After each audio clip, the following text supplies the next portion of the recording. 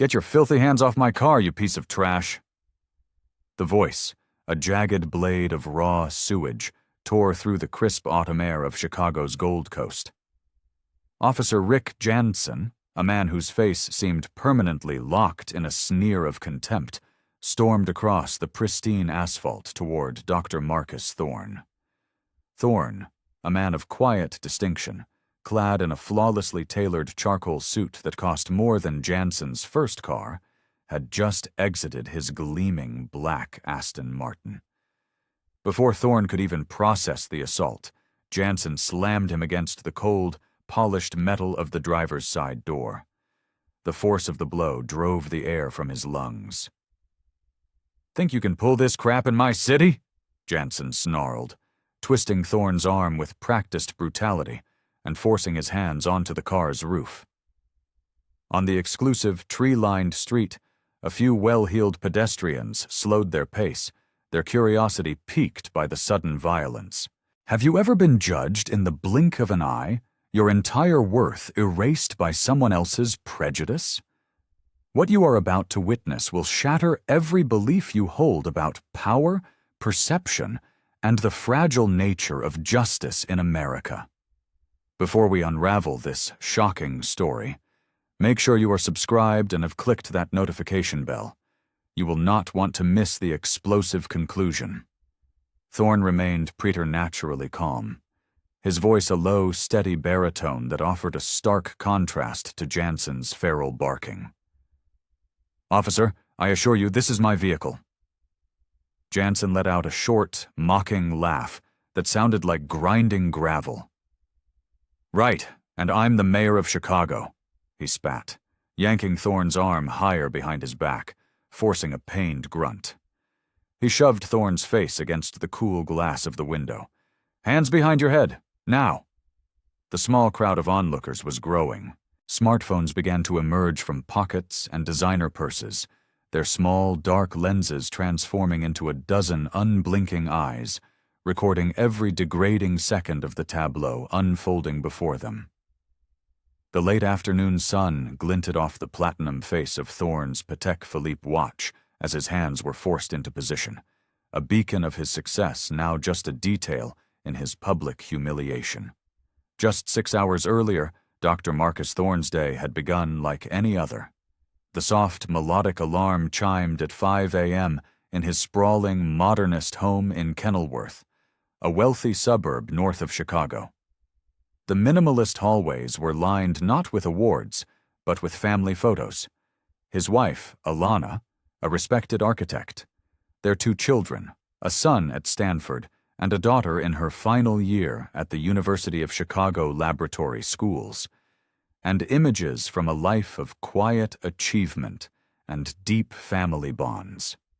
A single, understated frame on his desk showed a younger Thorne shaking hands with a former U.S.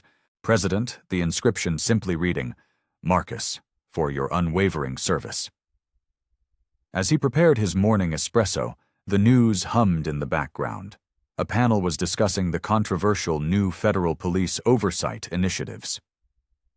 Anonymous officials from the newly formed Department of Police Accountability are pushing for a national database on officer misconduct, a pundit announced, and there's fierce resistance from local departments. Thorne allowed himself a small, wry smile. He adjusted the knot on his silk tie, listening with an intimacy the commentators could never fathom. He wasn't just familiar with those initiatives, he was their architect. Across the city, in a grimy precinct locker room on the south side, Officer Rick Jansen was already seething. "More of this DPA garbage?" he grumbled to his partner, a veteran cop who had long ago learned to just nod and let Jansen vent. "Some pencil-pushing bureaucrat in a fancy office who's never felt the pavement thinks he can tell us how to police our streets. It's a joke." The inside of Jansen's locker was a gallery of grievances, photos of himself standing triumphantly over handcuffed Black and Latino men, newspaper clippings decrying police brutality that he'd defaced with a marker, and a thick complaint file shoved into a corner, its pages filled with allegations that always seemed to vanish into the bureaucratic ether. Jansen had been investigated 11 times in 6 years. Each time, the inquiry had stalled, witnesses had changed their stories, or evidence had mysteriously been misplaced. He felt untouchable. "I'm telling you, Dave," Jansen continued, slamming his locker shut. "Wait till one of these DPA hotshots gets a taste of the real world. They wouldn't last 5 minutes. Meanwhile, in a secure, soundproofed office on the 40th floor of a federal building overlooking Lake Michigan, Marcus Thorne reviewed a set of damning statistics. The nameplate on his door was intentionally vague. M. Thorne, Special Projects. But the documents on his desk read, Department of Police Accountability, Director's Briefing. Inside were color-coded charts and graphs that painted a horrifying picture of the Chicago Police Department. Arrest disparities that defied demographics, complaint patterns that pointed to organized corruption in specific precincts, and evidence of systematic misconduct that had been ignored for years. His phone buzzed, a text from Alana. "Don't forget Chloe's cello recital tonight." He typed back, "Leaving at 5, wouldn't miss it for the world." Jansen spent his afternoon patrol doing what he did best, hunting. He ignored the crackle of dispatch calls for domestic disputes or petty theft, focusing instead on high-end vehicles driven by people of color in neighborhoods he considered his personal territory. In 4 hours, he initiated 5 traffic stops. All 5 drivers were Black or Hispanic. All 5 were subjected to aggressive questioning and invasive searches of their vehicles. None received a ticket. His dashboard camera recorded it all, a silent witness to his predatory policing. But Jansen knew the dirty secret. With thousands of hours of footage uploaded daily and a woefully understaffed internal affairs division, the odds of his tapes ever being reviewed were practically zero. He was a ghost in the machine. At 4:30 p.m., a new directive came over the radio. "All units be advised, the DPA is conducting random, unannounced audits of body camera usage and data integrity this week. Ensure all equipment is active and functioning per federal guidelines. SOAR." Jansen let out a string of curses. He hated the body camera, a federally mandated accessory he saw as a leash. He hadn't forgotten to activate it for the last 2 weeks. He had deliberately kept it off. Today, with a resentful sigh, he switched it on.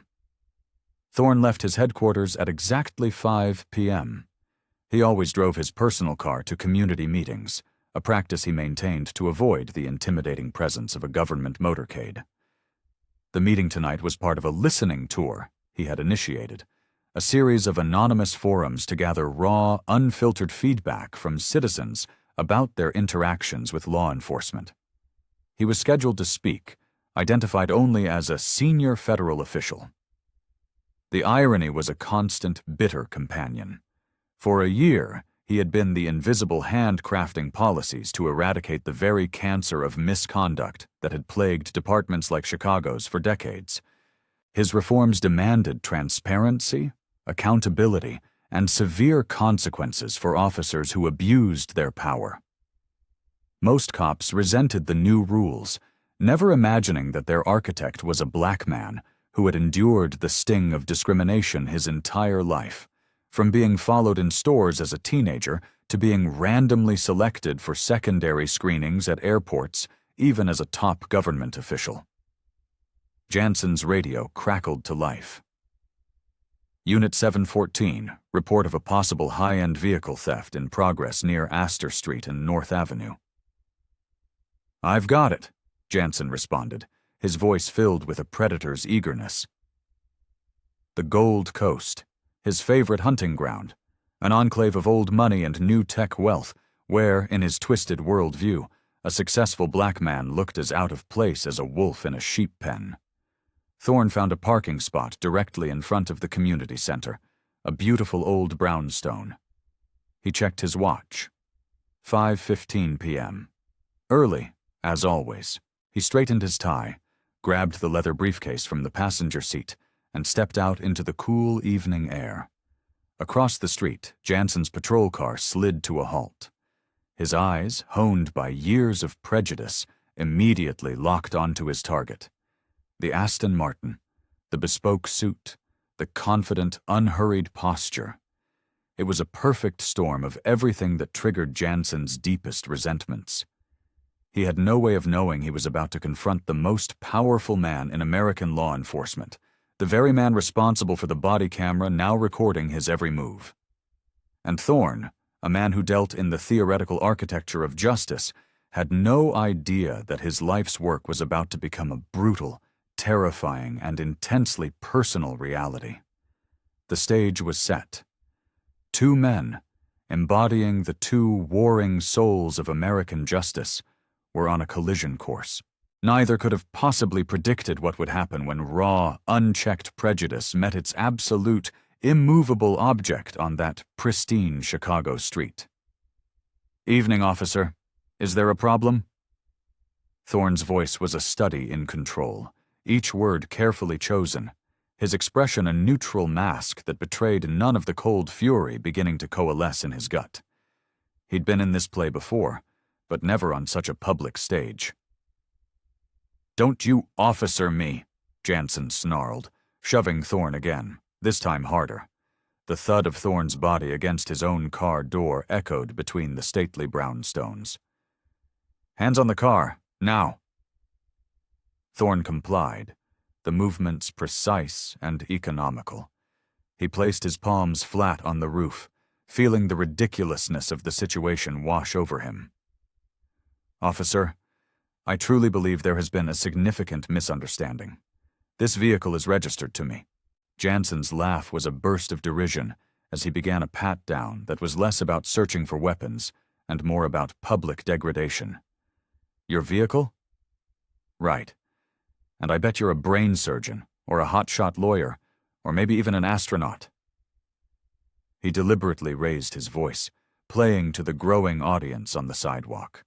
Each word was a performance, designed to strip Thorne of his dignity layer by layer. "I work for the United States government," Thorne stated, his voice unwavering despite the humiliation of Jansen's hands roaming his body. "The federal government?" Jansen howled with theatrical laughter, yanking Thorne's wallet from the inner pocket of his suit jacket. "Doing what? Sorting mail in the basement? Don't try to pull that garbage on me, pal." By now, more than 24 people had stopped. A sea of smartphones was pointed in their direction, a silent digital jury. Thorne saw the red recording lights and felt a grim sense of relief mixed with profound dread. A record was being created, but at the cost of his humanity.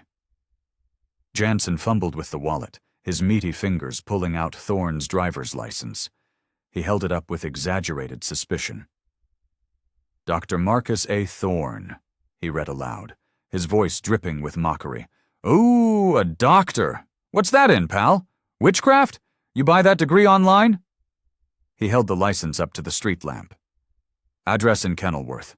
Real posh. No way a guy like you lives there legally."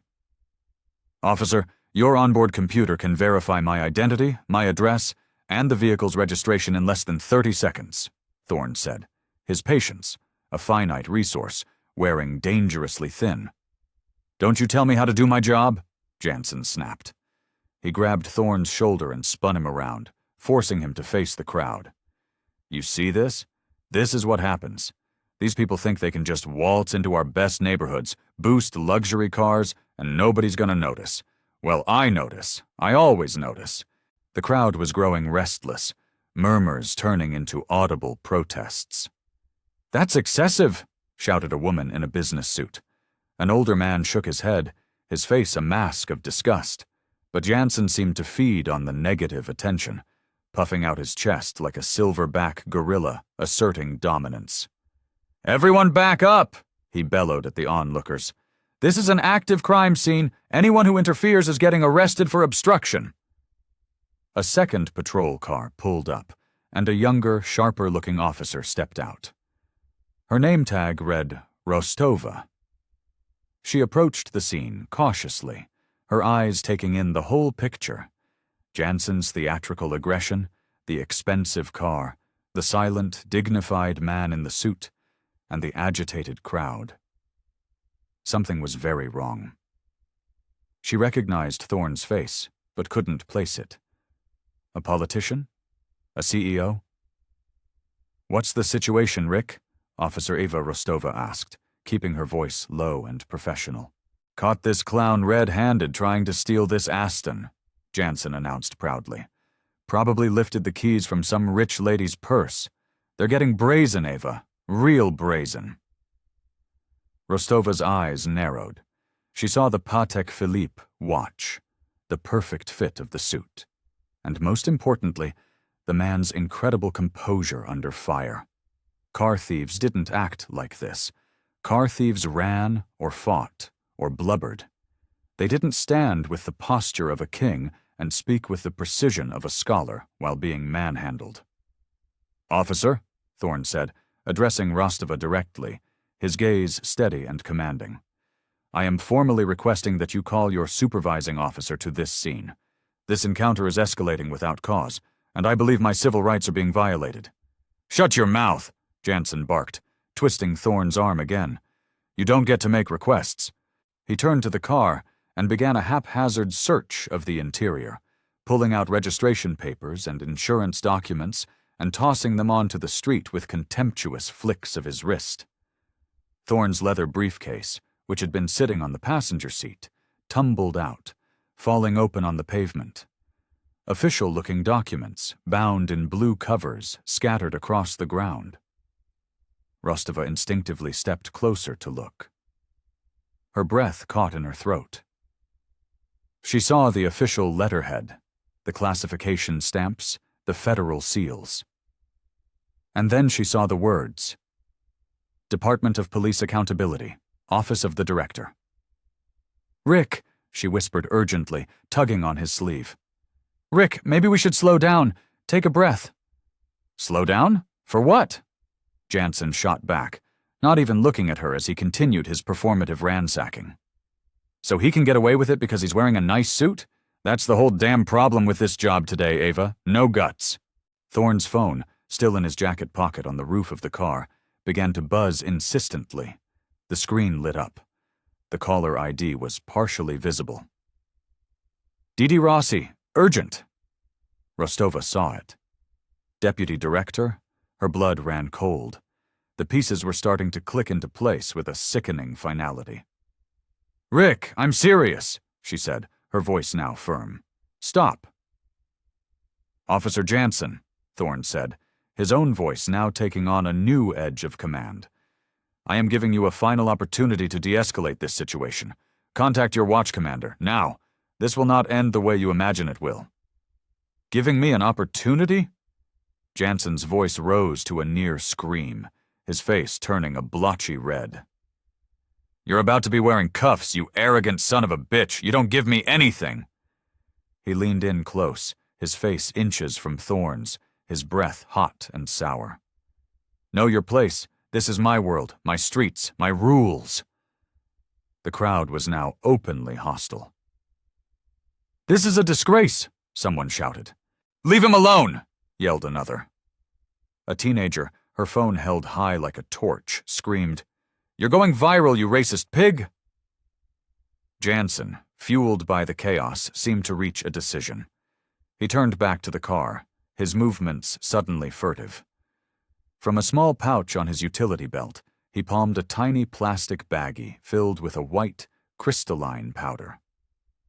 It was a move he had perfected, a sleight of hand honed over years of similar encounters. With the crowd and Rostova distracted by his previous outburst, he slipped the baggie deep into the crevice between the driver's seat and the center console. "Well, well, well," he announced a moment later, his voice dripping with faux surprise and triumph. "What do we have here?" He held the baggie up for everyone to see, a magician revealing his trick. "Looks like we've got some cocaine. A felony amount, I'd say. Possession with intent to distribute." Thorne turned to face him, the mask of calm finally cracking to reveal eyes blazing with the fire of righteous glacial fury. "Officer," he said, his voice dangerously low, "that substance is not mine. and both you and I know precisely where it came from." "Right," Jansen smirked, waving the baggie like a trophy. "It's never theirs. Just magically appears out of thin air, right? Rains down from the sky into six-figure sports cars." He turned to the crowd. "See? This is what I'm talking about. Your classic high-level dealer." Rostova stepped forward, her face pale with panic and disgust. "Rick, we need to test that. We need to follow procedure." "Test it?" Jansen scoffed. "Looks like Coke. Smells like Coke. It's Coke. Don't go soft on me, Eva. We're booking him."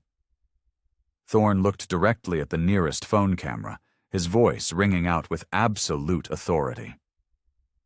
"To everyone recording this, I want you to remember exactly what you are witnessing. Document everything, every word, every action. The truth has a way of coming to light, and when it does, there will be a reckoning." "Truth?" Jansen spat the word out like it was poison. "The truth is you're a punk-ass drug dealer who thought his fancy clothes would make him invisible. Well, guess what, doctor? Not on my watch." As Jansen reached for his handcuffs, a triumphant glint in his eye, Thorne's phone rang again. This time it lay flat on the car's roof, the screen clearly visible to Rostova and several people in the crowd. The caller ID read, "ESSEC Def, Pentagon Urgent." Rostova felt like she was going to be physically sick. The face, the documents, the phone calls. It wasn't a politician. It wasn't a CEO. She'd seen him before. On a national security briefing broadcast on C-SPAN, in an official photo standing next to the Attorney General, the man who had been appointed by the president to clean up American policing. "Rick," she whispered, her voice trembling as she grabbed his arm. "For the love of God, stop. I know who he is." "I know who he is too," Jansen shot back, completely oblivious, consumed by his own narrative. "He's a felon, and I'm the law." He snapped the first handcuff onto Thorne's wrist. "Game over, fancy man. Welcome to the real world." But the real world was about to detonate in Officer Rick Jansen's face. The metallic click of the handcuffs around Marcus Thorne's wrists sounded like a starting pistol in the stunned silence. Jansen, puffed up with a sense of righteous victory, paraded his prisoner toward the patrol car. "Watch your head," he sneered, shoving Thorne into the back seat with unnecessary force. "Wouldn't want you to mess up that pretty face before your mugshot." He slammed the door, the sound echoing his finality. Inside the car, Thorne sat with an almost unnerving stillness. His mind, trained for crisis and strategic analysis, was already 10 steps ahead. The public humiliation was a sunk cost. Now it was about damage control, and more importantly, accountability. He knew Deputy Director Rossi would have already triggered Code Sovereign the moment his second call went to voicemail. It was a protocol reserved for the disappearance or incapacitation of a cabinet-level official. A GPS trace would be active. A federal rapid response team would be mobilizing. Rostova slid into the passenger seat, her hands visibly shaking. "Rick, we have to call this in. We have to talk to the watch commander before we get to the precinct. I'm telling you, you've made a catastrophic mistake." "The only mistake," Jansen spat, peeling away from the curb, "is you losing your nerve. This is a textbook caller. Stolen car, felony weight, resisting. This is a career arrest, Ava. You should be thanking me." "He wasn't resisting," she said quietly. "He was arguing," Jansen countered. "In my book, that's resisting." At the 18th District Precinct, a historic building that felt more like a museum than a modern police station, Desk Sergeant Kowalski saw them bring Thorne in and felt an immediate, prickling sense of unease. He recognized Thorne from a recent citywide security briefing. He couldn't place the name, but he knew the face was attached to immense federal power. He watched Jansen shove Thorne toward the booking desk, his stomach tightening into a knot. "Hey, Miller," Kowalski whispered to another officer. "Get the watch commander on the phone. Tell him it's urgent." Jansen was in his element, regaling the other officers in the booking area. Got ourselves a real big shot tonight, boys. Thinks his $1,000 suit makes him bulletproof. Well, he's about to find out what a real jail cell looks like. During processing, Thorne answered every question in a clear, level voice that cut through the usual chaos of the booking room. When the officer asked for his occupation, he stated simply and without embellishment, "Director, United States Department of Police Accountability." Jansen roared with laughter. "Director? Of what, the freaking post office? These guys kill me, always trying to make themselves sound important." When they brought Thorne to the phone for his one permitted call, Jansen smirked. "Go ahead, Director. Call your lawyer. Better yet, call your supplier. Tell him you're going to be out of business for a while." Thorne ignored him. His handcuffs were removed for the call. He dialed a 10-digit number from memory. After 2 rings, a voice answered. Thorne's words were quiet, but they carried the weight of an avalanche. "This is Director Thorne. I am in custody at the 18th District, Chicago Police Department. Execute code, sovereign, full effect." Sergeant Kowalski, who had crept closer, overheard the words. His face went chalk white. Code. Sovereign wasn't just a federal protocol. It was a ghost story, a legend among local law enforcement. It signified a direct threat to a protected national security asset. He had never, in his 30 years on the force, heard of it actually being used. Jansen, oblivious, snatched the phone from Thorne's hand. "Time's up, superstar. Let's get you to your new home." As Thorne was led toward the holding cells, the other detainees, the usual mix of drunks, dealers, and petty thieves, fell silent. They saw the suit, the watch, the quiet, unshakable dignity. This man did not belong here. "Yo, suit," one of them called out. "What'd they get you for?" Thorne paused, turning his head slightly. "A teachable moment," he replied, his voice echoing slightly in the tiled hallway. Outside the precinct, the quiet street was suddenly anything but. A fleet of black Chevrolet Suburbans, devoid of any markings but bristling with antennas, descended on the block, their tires whispering on the pavement. Doors opened in unison, and a dozen men and women in dark, functional suits and tactical gear emerged. They moved with the chilling, silent efficiency of a Special Forces unit. Watch Commander Miller was on the phone with his wife, arguing about dinner, when his private line buzzed. The caller ID was a blocked number. "Miller." The voice on the other end was like cracking ice. "Commander, this is Deputy Director Isabella Rossi of the DPA. We have a code, Sovereign Alert, indicating that Director Marcus Thorne is being held at your facility. I need to know who authorized his arrest, and I need to know it 10 seconds ago." Miller felt the blood drain from his face. "Did you say Director Thorne? The Director Thorne?" "There is only one, Commander," Rossi replied, "and you have him in a holding cell. I strongly suggest you locate the arresting officer and secure the premises, because my team is 2 minutes from your front door. Handle this badly, and you'll be directing traffic in rural Alaska for the rest of your career. Am I clear?" Miller dropped the phone into its cradle. His hands were shaking so badly he could barely press the intercom button. "Get me Jansen and Rostova. In my office, now."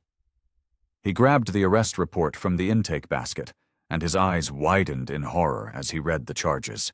Grand theft auto, felony possession with intent to distribute. In the precinct break room, Jansen was holding court, reliving his glorious arrest. "And then I find the coke. Right under the seat. The guy thought his fancy talk would get him out of it, but..." His radio squawked. "Unit 714, Officer Jansen, report to the watch commander's office on the double." "See." Jansen grinned at the other cops. "Commander probably wants to give me a commendation. Biggest caller this precinct's seen all year." Rostova followed him down the hall, her heart pounding a sick rhythm against her ribs. She had been frantically trying to search for Director Marcus Thorne, DPA, on her phone, but the precinct's ancient Wi-Fi was failing her. As they rounded the corner to Miller's office, neither of them saw the team of federal agents sweeping silently and purposefully through the precinct's main entrance, their badges displayed, their faces carved from granite. The system wasn't just about to correct itself. It was about to bring the full, terrifying weight of the United States federal government down on the head of one arrogant, prejudiced police officer. Justice was no longer a concept. It was a tactical team clearing the building. Watch Commander Miller looked like a man who had just seen a ghost. He stood, pale and trembling, behind his desk as Jansen and Rostova entered his office. Flanking him were two of the federal agents, their postures radiating an aura of lethal competence. Standing in the center of the room was a woman in a severe, dark suit, her expression a mask of controlled fury. "Officer Jansen," Miller's voice was a dry croak. "Can you please explain to me, and to Deputy Director Rossi, exactly who you took into custody tonight?" Jansen's bravado began to falter, the smug confidence leaking out of him like air from a slashed tire. Some perp, driving a stolen Aston Martin, had him dead to rights." His voice lacked its earlier conviction. Deputy Director Rossi stepped forward, her heels clicking sharply on the worn linoleum floor. Her FBI credentials were clipped to her belt, but she didn't need them.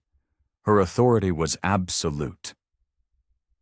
"Officer Jansen, let me be perfectly clear. The man you arrested, handcuffed, and charged with multiple felonies is Director Marcus Thorne. He is my boss. He is the head of the United States Department of Police Accountability. He is a cabinet-level appointee who reports directly to the President of the United States. And the Aston Martin you thought was stolen is his personal vehicle, which is armored, equipped with secure federal communications, and currently being monitored by the Secret Service." The color drained from Jansen's face. He looked as if he'd been punched in the gut. His mouth opened, but no sound came out. Behind him, Rostova closed her eyes, a wave of sickening relief and terror washing over her. That's not possible," Jansen finally stammered. I found drugs in the car."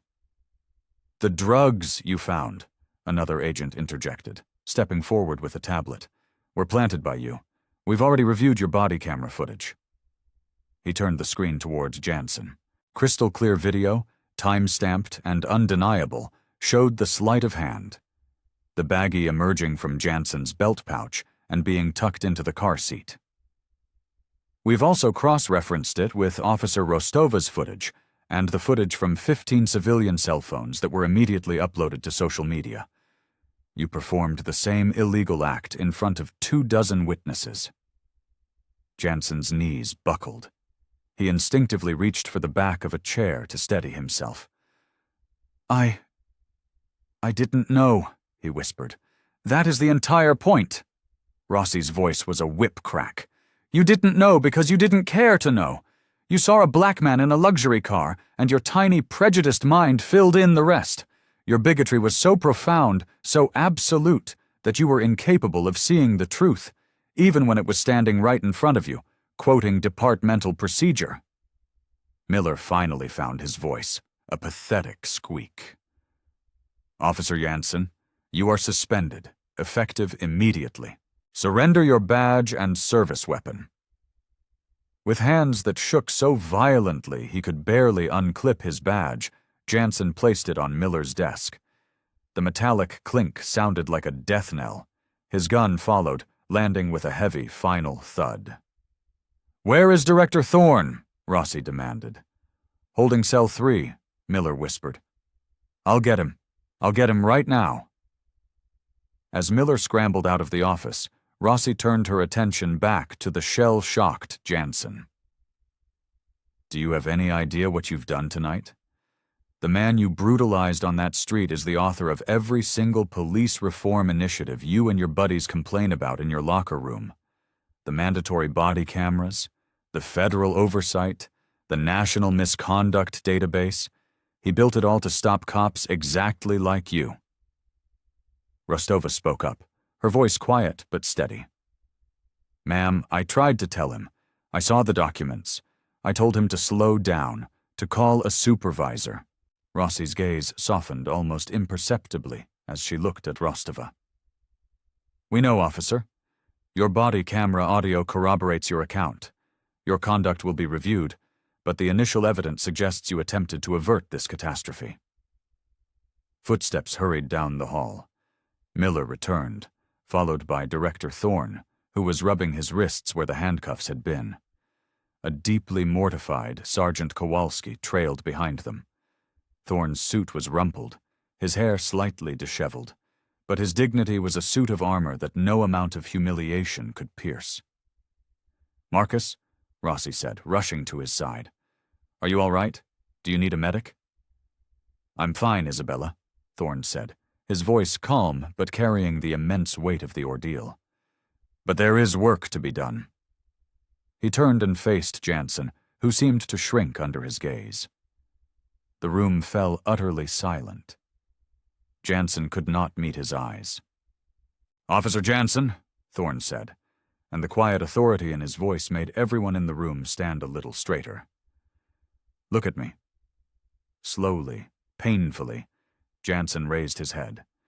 His face was a wreck of shame, fear, and disbelief. "Do you understand what has transpired here tonight?" Thorne continued, his tone that of a professor dissecting a failed experiment. "You did not merely arrest an innocent man. You provided a live-action, real-time demonstration of a systemic disease. Your actions tonight have given the Department of Police Accountability its defining case study. You have become the poster child for everything my department was created to fight." "Director, I'm sorry," Jansen choked out. "I didn't know who you were." "And that," Thorne said, his voice hardening, "is the most damning indictment of all. My identity should be irrelevant. You shouldn't need to know my title to treat me with respect. You shouldn't need to see a federal seal to follow the law. You shouldn't need the threat of my authority to refrain from planting evidence on a citizen of the United States."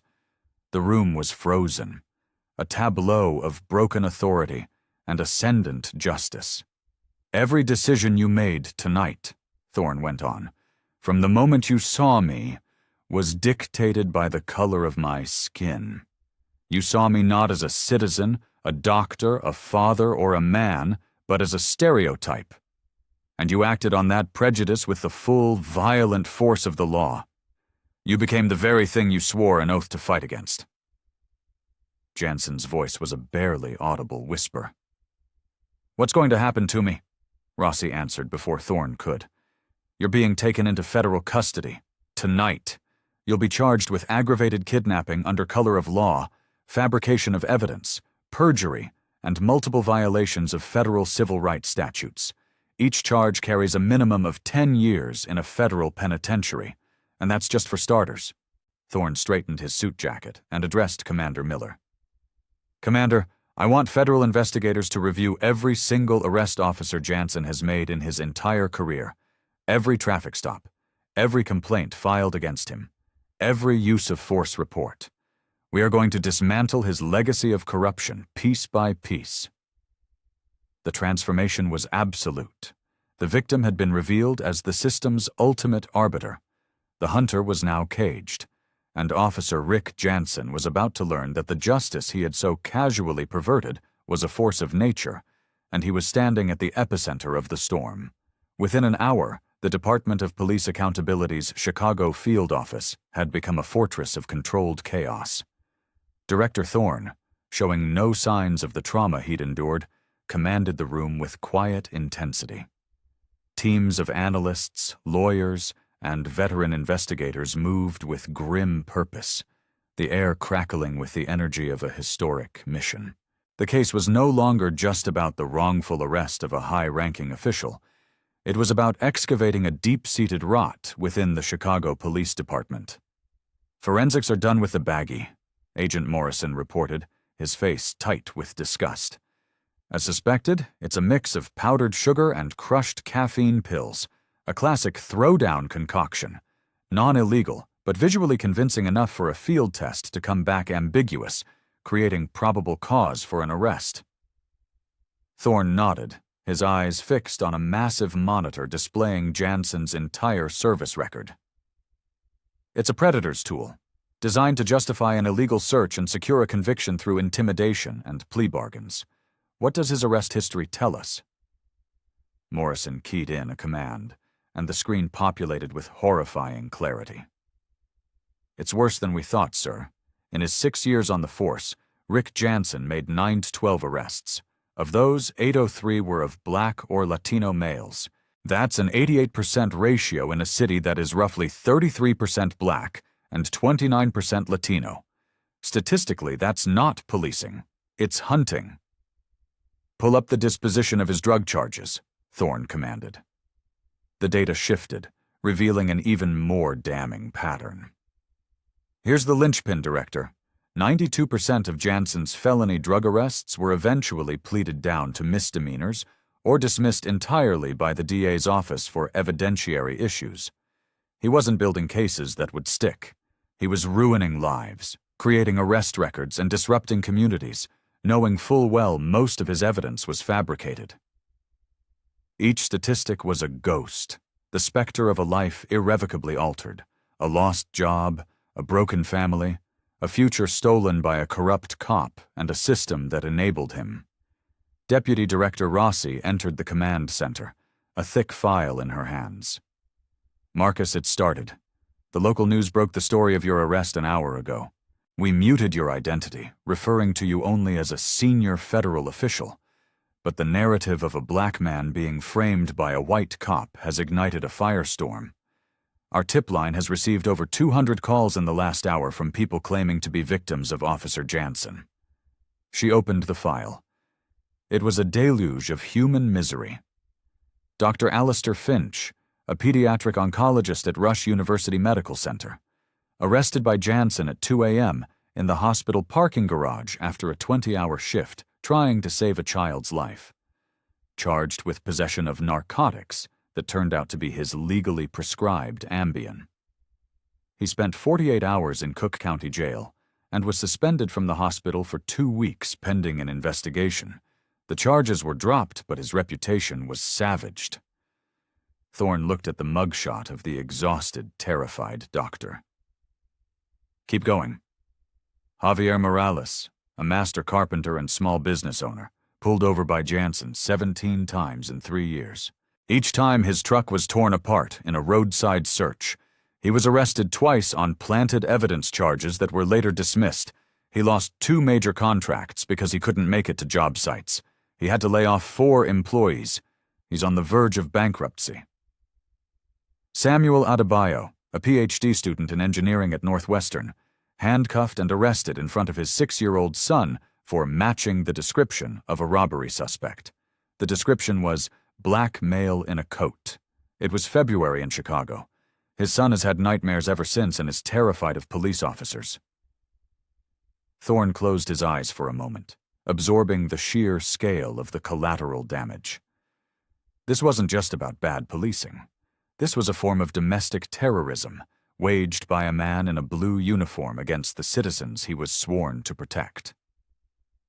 I want to interview him, Thorne said, his voice quiet but absolute. Set it up. A recorded, on-the-record interrogation. Sir, the U.S. Attorney's Office advises against it, Rossi countered gently. You are the primary victim. Anything you say could be used by his defense to claim coercion or bias. That's precisely why I must be the one to do it, Thorne replied, his eyes snapping open, clear and resolute. Dr. Finch never got to confront the man who humiliated him. Mr. Morales never got to demand an answer for why his livelihood was destroyed. Samuel Adebayo's son never got a voice. I have a voice, Isabella, and I will use it to speak for every single person this man has victimized. 2 days later, Thorne sat across a cold steel table from Rick Jansen in a sterile interrogation room in the federal building. The transformation was shocking. The swaggering, arrogant cop was gone, replaced by a hollowed-out shell of a man in a wrinkled orange jumpsuit.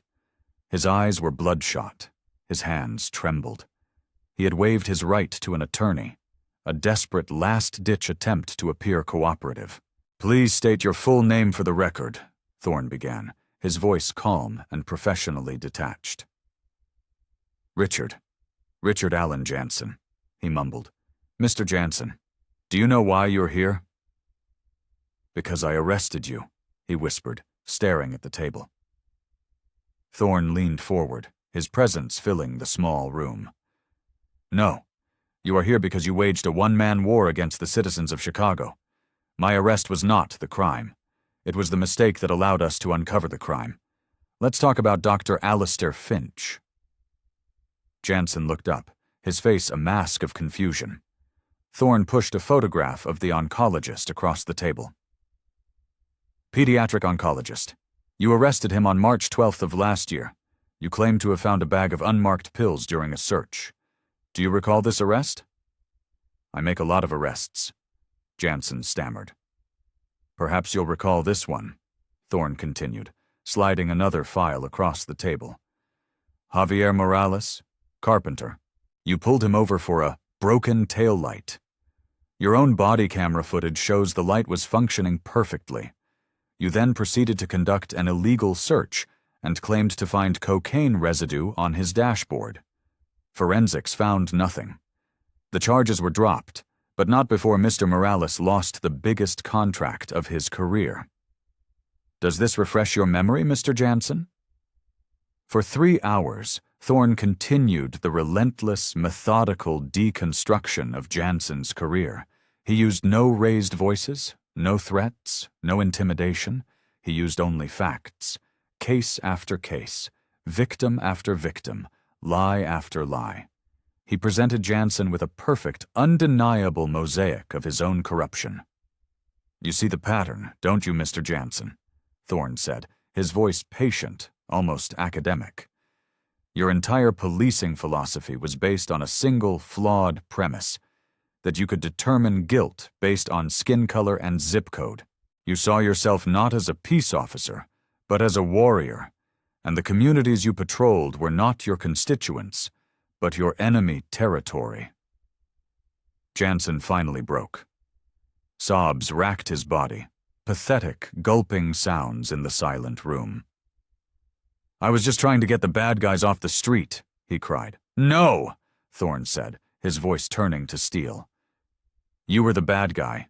You were the one breaking the law. You were the one terrorizing innocent families. The people you arrested were doctors, students, fathers, and business owners. Their only crime, in your eyes, was daring to succeed while being black or brown." Thorne stood, straightening his tie. "This interview is over. You will be prosecuted to the absolute fullest extent of federal law." As he reached the door, Jansen called out, his voice choked with desperation. "Wait, I can help you. There are others. Cops who do the same thing. I can give you names. I can testify." Thorne paused, his hand on the doorknob. His hand on the... He turned back slowly. "Your cooperation will be noted by the prosecutor, Mr. Jansen. It may affect your sentence. But I want you to understand something. A deal won't cleanse your soul. It will not undo the damage you have done to hundreds of lives.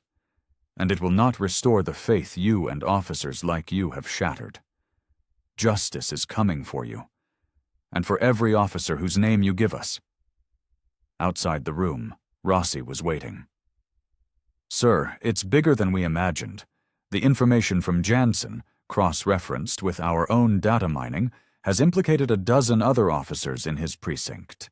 They were running it like an organized criminal enterprise, targeting minorities, fabricating evidence, and falsifying reports, and Internal Affairs was covering for them. Then we expand the investigation," Thorne said without hesitation. "This is no longer the Jansen case. This is the Chicago conspiracy. I want every one of them. I want the system that protected them. We will tear it down to the foundation and rebuild it." The teachable moment was over. The revolution had begun. 6 months later, the courtroom of Judge Eleanor Vance was silent, the air thick with anticipation. Rick Jansen, physically diminished and emotionally broken, stood before the bench to receive his sentence. He had pleaded guilty to a sweeping array of federal charges, his testimony having led to the indictment of 14 other Chicago police officers, including 2 lieutenants from Internal Affairs. In the gallery sat dozens of Jansen's victims. Dr. Finch was there, next to Javier Morales, who had managed to save his business thanks to a victims' compensation fund established by the DPA. Samuel Adebayo was there, his young son sitting quietly beside him, watching intently, and in the front row, a silent pillar of authority, sat Director Marcus Thorne. "Mr. Jansen," Judge Vance began, her voice echoing with the moral weight of the moment. "Your actions represent a profound betrayal of the public trust, a cancer of prejudice that metastasized within a system designed to protect. You did not just break your oath, you made a mockery of it." The judge recounted the sheer scale of the corruption, the 412 wrongful convictions that had been overturned, the lives derailed, the families traumatized. She spoke of the courage of Officer Eva Rostova, whose immediate cooperation and testimony had been crucial, and who was now being hailed as a hero and a model for a new generation of policing.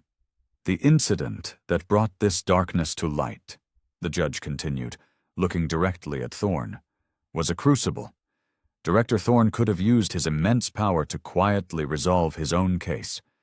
Instead, he chose to stand in for every voiceless victim and use his ordeal as a catalyst for unprecedented national reform. The Thorne reforms, as they were now known, had been fast-tracked through Congress. The National Misconduct Database was now a reality. Federal funding for police departments was now directly tied to their compliance with strict DPA standards for body camera usage, de-escalation training, and independent civilian oversight. "Therefore," Judge Vance declared, her voice ringing through the courtroom, "it is the sentence of this court that you, Richard Jansen, will serve 25 years in a federal penitentiary without the possibility of parole." A collective gasp, then quiet sobs of relief, rippled through the gallery. Justice, long delayed and long denied, had finally been delivered. After the sentencing, Thorne stood on the steps of the courthouse, not before a throng of reporters, but with the victims. He shook every hand, listened to every story, and accepted their thanks with quiet humility. Javier Morales gripped his hand. "Director, you gave me my life back, my employees, their families. We all thank you." Thorne placed his other hand on Morales's shoulder. "Your resilience, Mr. Morales, is what will help rebuild the trust that was broken. We are all in this together." A year later, Thorne returned to that same street on the Gold Coast. A small, elegant bronze plaque was now affixed to the wall of the community center. It read, "On this spot, a great injustice began, and a great reckoning followed. This marks the place where we, as a city, chose accountability over apathy. May we never forget." He was there to cut the ribbon on the Rostova Center for Community Policing, a new training and outreach facility, with the now promoted Captain Eva Rostova by his side. The center was a living embodiment of the new philosophy, policing with the community, not against it. "Use of force complaints are down 60% citywide," Rostova told him, a proud smile on her face. "Minority recruitment is up 30%. We're a long way from perfect, Director, but we're no longer at war with the people we serve." As Thorne addressed the crowd, he saw Samuel Adebayo and his son in the front row. The boy, now 7, looked up at the police officers standing nearby, not with fear, but with curiosity.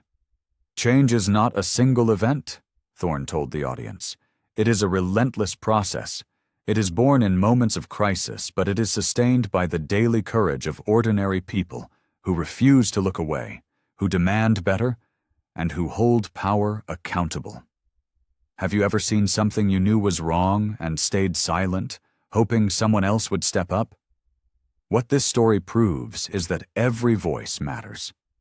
Every cell phone that records an injustice, every citizen who files a complaint, every officer who has the courage to cross that thin blue line to report a colleague contributes to the tide of change.